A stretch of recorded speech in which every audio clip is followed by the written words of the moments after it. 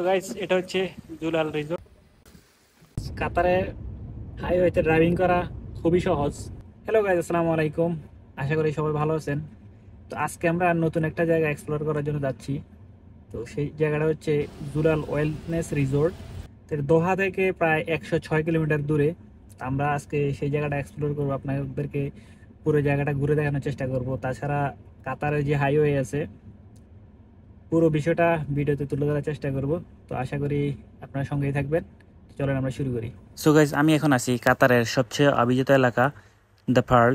তো যারা কাতারে বসবাস করেন অবশ্যই এই এলাকা সম্পর্কে খুব ভালো ধারণা রাখেন। তাছাড়া আপনারা গুগল করেও জেনে নিতে পারেন এই এলাকা সম্পর্কে। এইখানে বেশিরভাগ পৃথিবীর সব ধনাঢ্য ব্যক্তিরা নিজেদের ক্রয়কৃত বাড়ি এবং নিজস্ব আবাসনে বসবাস করে থাকেন। ডান পাশে যেটা দেখতেছেন এটা মূলত একটা পার্ক। এইখানে বসবাসকৃত অনেকে এই বিকেলবেলা তারা তাদের বাচ্চাদের নিয়ে এই পার্কে ঘুরতে আসেন এবং অনেকে তাদের পোষ্য প্রাণী নিয়ে এখানে ঘুরতে আসেন। কাতারে ক্রয়কৃত বাড়ি অথবা ফ্ল্যাট নিয়ে যারা এখানে বসবাস করেন তাদের সুযোগ সুবিধা হচ্ছে শিক্ষা চিকিৎসা সম্পূর্ণ ফ্রিতে। একজন নাগরিক হিসেবে যে অধিকারগুলো রাখে সবগুলোই এখানে ফ্রিতে পাবেন। তো গাইজ, আমরা এখন এগিয়ে যাচ্ছি জুলাল ওয়েলনেস রিসোর্টের দিকে। তো এই পার্ল এরিয়া থেকে এখন আমরা বের হয়ে চলে যাব কাতারের আলখোর কোস্টাল রোডে। তো এই যে দেখতেছেন আমি অলরেডি আলখোর কোস্টাল রোডে চলে আসছি।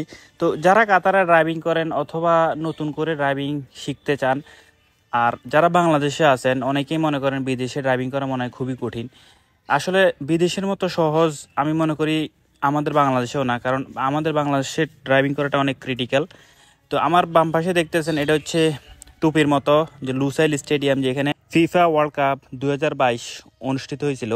আমাদের দেশে জায়গা স্বল্পতার কারণে রাস্তা ঘুরিয়ে পেঁচিয়ে তৈরি করা হয়, কিন্তু এই যে দেখতেছেন বেশিরভাগ রাস্তাগুলোই একবারে সোজা।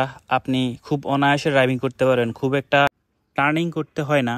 এই যে দেখতেছেন সোজা রাস্তার সাইনবোর্ডগুলো খুবই স্পষ্ট এবং ক্লিয়ার আপনারা দেখতেছেন। প্রতিটা এক্সিটের 1 কিলোমিটার অথবা 500 মিটার পূর্বে সাইনবোর্ড দেওয়া থাকে, আপনি সেগুলো লক্ষ্য করে অনায়াসে গাড়ি ড্রাইভ করতে পারেন। আমার বাম পাশে দেখতেছেন একটা রাডার, এটা হচ্ছে স্পিড ক্যামেরা। এই রাস্তার স্পিড হচ্ছে 120, আপনি 140 পর্যন্ত ড্রাইভ করতে পারবেন। 140-এর উপরে গেলেই আপনাকে 500 রিয়াল জরিমানা গুনতে হবে। তো এটা আরও বাড়তে পারে আপনার স্পিডের উপরে। তো বিদেশে ট্রাফিক নিয়ম কানুন মেনে যদি আপনি গাড়ি ড্রাইভ করেন তাহলে আপনার জন্য খুবই ইজি। আর যদি আপনি ট্রাফিক রুলসগুলো ভঙ্গ করেন তাহলে জরিমানা গুনতে আপনার আয়ের বেশিরভাগ টাকা চলে যাবে, কারণ একটা ফাইন 500 রিয়াল। আর আপনি যদি রেড লাইট ক্রস করেন তাহলে হচ্ছে 6000 রিয়াল। তো গাইজ, এই যে দেখতেছেন মরুভূমির কাঁটাযুক্ত গাছ, এগুলো কিন্তু ওট খুব অনায়াসে খেয়ে ফেলে। ওট আল্লাহর এক অশেষ সৃষ্টি।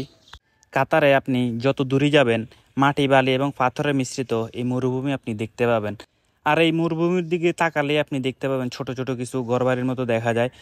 তো এগুলাই মূলত হচ্ছে আপনার মাজরা। এইখানে আমাদের অনেক বাংলাদেশি ভাইরা কাজ করে এবং ইন্ডিয়া পাকিস্তানের মানুষও কাজ করে। হাঁস মুরগি পালন, পশুপালন, ওট পালন এবং কৃষিকাজ পর্যন্ত এই মাজরাগুলোতে করা হয়। তো এগুলা বিভিন্ন কোম্পানির আন্ডারে থাকে অথবা অনেক বড় বড় শেখ যারা আছে তাদের মালিকাধীন থাকে। তো এইখানে অনেকেই কাজ করেন। তো যারা মাজরা বিষয়ে আসতে যাচ্ছেন, তো আপনারা এইরকম পরিবেশে ওটের কাজ করা লাগবে অথবা কৃষিকাজ করা লাগবে। তো আপনারা মোটামুটি একটা ধারণা নিতে পারেন এই ভিডিও থেকে। সেই জন্যই আপনাদেরকে এই ভিডিওটার মাধ্যমে তুলে ধরা আপনাদের জন্য। মরুভূমির যে প্রান্তে একটু চারণভূমির মতো দেখা যায়, এখানেই মূলত তারা উটগুলো নিয়ে আসে সেই উটগুলোকে চড়ানোর জন্য। এই কাজগুলো করতে পরিশ্রম আছে, কারণ উট হাঁটতে হাঁটতে খাবারের উদ্দেশ্যে তারা অনেক দূর পর্যন্ত চলে যায়। তখন সন্ধ্যা বা বিকেলের আগে আপনি সেই উটগুলোকে আবার ডেকে ওই মাঝরাতে ফিরিয়ে নিয়ে আসতে হবে। তো গাইজ, দেখতে দেখতে আমি খুব কাছাকাছি চলে যাচ্ছি জুলাল ওয়েলনেস রিসোর্টে। যে দেখতেছেন এখানে দেখা যাচ্ছে। তো আমার এই ভিডিওটা আমি যখন এক্সিট করি তখন না, কারণ আমাদের সাথে যখন গেস্ট থাকে তখন কোনো ধরনের ভিডিওগ্রাফি ফটোগ্রাফি অ্যালাউড না। তো সেই জন্য এক্সিট করার সময় ভিডিওটা নেয় আপনাদেরকে দেখানোর জন্য। তো এই রিসোর্টটার বিশেষত্ব হচ্ছে এইখানে সিকিউরিটি খুবই জোরদার। আপনি এইখানে সিকিউরিটির সাথে যতক্ষণ পর্যন্ত না আপনার তথ্য পেশ করতেছেন, আপনি কোন গেস্ট নিয়ে আসছেন, ততক্ষণ পর্যন্ত এই গেট তারা ওপেন করবে না। তো আরেকটা বিশেষত হচ্ছে এই রিসোর্টটা সমুদ্র তীরবর্তী হওয়ায় এটা খুবই ফেমাস। এইখানে বিশ্বের নানান প্রান্ত থেকে মানুষ ছুটে আসে এই রিসোর্টটা দেখার জন্য। তো গাইস, এটা হচ্ছে জুলাল রিসোর্ট। এই যে দেখতেছেন আমার পিছনে সাগরের পাশে এই রিসোর্টটা খুবই সুন্দর। গাইস, এই ছিল জুলাল ওয়েলনেস রিসোর্ট। দেখা হবে পরবর্তী কোনো ভিডিওতে। সে পর্যন্ত ভালো থাকবেন। আল্লাহ হাফেজ।